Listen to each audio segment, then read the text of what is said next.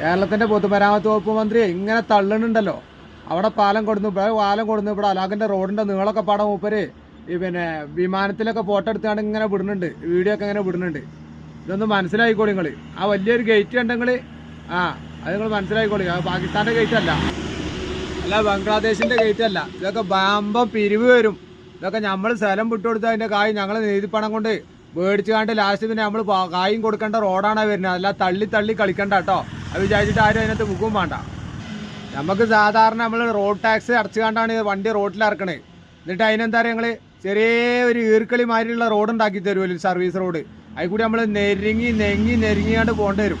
എന്താ നമ്മൾ ഓരോരുത്തരും ടാക്സ് അടച്ചുകൊണ്ടാണ് വണ്ടി ഇറക്കുന്നത്. അതൊന്നും അവിടെ ചോദ്യം ചെയ്യില്ല, മനസ്സിലായോ? അപ്പോൾ ഈ തള്ളുമ്പോൾ ഒക്കെ നല്ലോണം നോക്കുക. തള്ളുമ്പോൾ ശരിക്കും നല്ലോണം നോക്കണം, മനസ്സിലായോ? ഞങ്ങൾ പൊതുമരാമത്ത് വകുപ്പ് മന്ത്രി ഇങ്ങനെ പിന്നെ ഡ്രോണിലും മറ്റോടത്തൊക്കെ ഇങ്ങനെ ഇട്ട്